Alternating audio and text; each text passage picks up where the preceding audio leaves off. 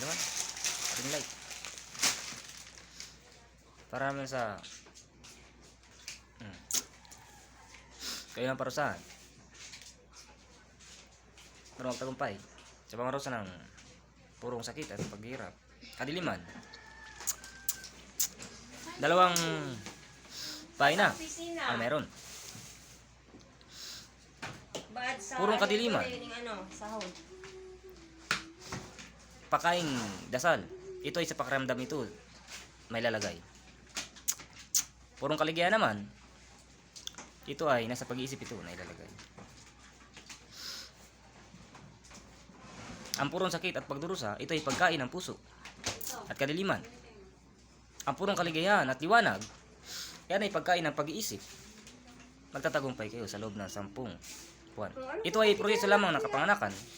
Kapag tinamaan na kayo ng matinding sakit at pagdurusa, ito ay panahon na ito na kayo ay pinagbuntis. Kailangan nyo nang bilangin ang panahon kung kailan kayo nagkasakit at idaan nyo sa proseso, gagaling kayo. Hindi na kailangan ng napakaraming salita. Sa oras na ang sakit sa tao, kailangan nyo na magkulong sa loob ng tahanan. Alalayan nyo ang eksaktong puntong panahon na kayo ay pinagbuntis at yun ang pinakalunas. Yun ay purong pag-iisip, ang lilitaw. Kapag dumating na ang inyong pananaw, ito ay unang liwanag sa Ama. Kapag dumating na ang pakiramdam, unang liwanag mula sa Ina. Kapag dumating na ang inyong tulong sangit lang. katauhan, unang liwanag Pwede na yun. mula sa universong inyong kinaroonan. At yun ay nasa proseso lamang ito. Anong kuya? Kaya saan kayo mapunta? Yun lang. Ang tao okay lang kung ang isang tao ay mangayayat. Dahil yan ay pabalik sa kaisipan. Kapag nanaba naman ang tao, pabalik naman ito Sardinas. sa puso. At pag ang isang tao ay nakamit ang eksakto yung puntong panahon, balik naman ito sa katauhan. Tulan yung pagluto Kapag nangayat, pabalik sa kaisipan. Pag nanaba, pabalik sa puso.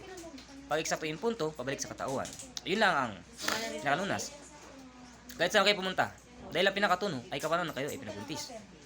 Kahit saan kayo pumunta, basta alam nyo ang inyong proseso na kayo pinagbuntis ng inyong ina, at yung pinakaproseso nyo na kayo ay isang sanggol na nagawa, siyempre pag naipanganak kayo bilang sanggol, magsisimula naman yun. Kapag naipanganak kayo isang sanggol, yun pa lang ang pinakapanimula. Kayo na isang ganap na ama. Pag-isip, kayo na ganap na isang mama. Pagramdam, kayo na isang ganap na katauhan. At kayo na mismo ganap na yun na mismo yung sarado ang bulbunan at puso. Nakapagsalita kayo ng klaro gamit ang bukang bibig. At makakilos kayo ng klaro gamit ang physical na katawan. Pati facial expression. Kasama. Lahat yan. Yan ang input. Dahil mayroong mga vlogger.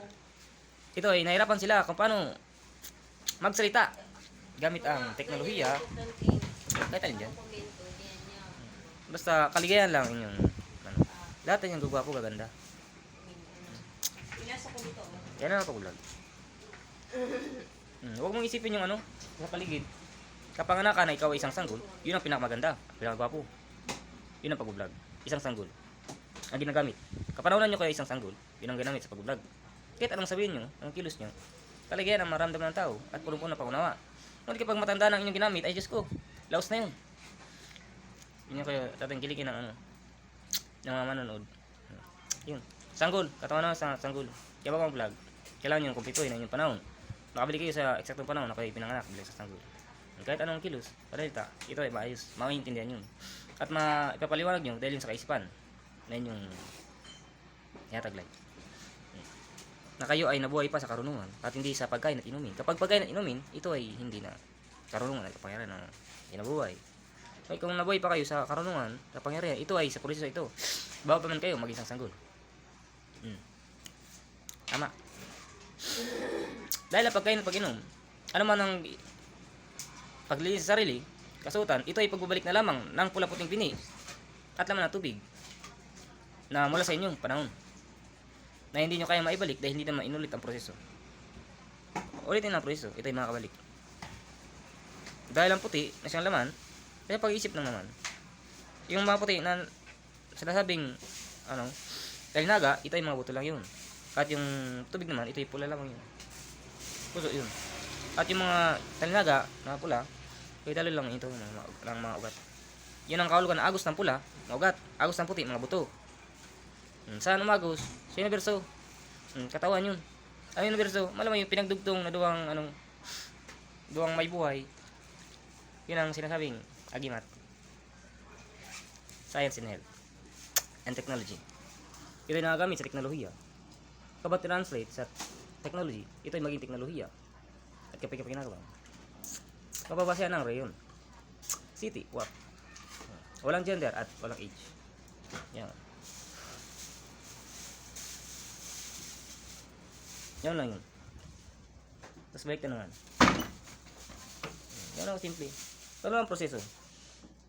Lilitaw. Batas lumitaw. Siyempre. Mabas. Papunta saan? Sa paroonan. Pagdating naman sa paroonan, siyempre babalik naman sa pinanggalingan.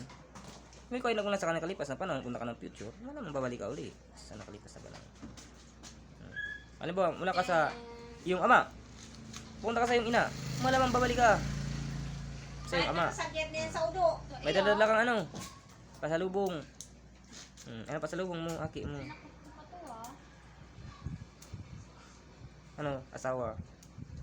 Ano na? Ano tong Joke lang. lagbok mo sa pausta? Di mo na ini kaipo? Dude. Yan.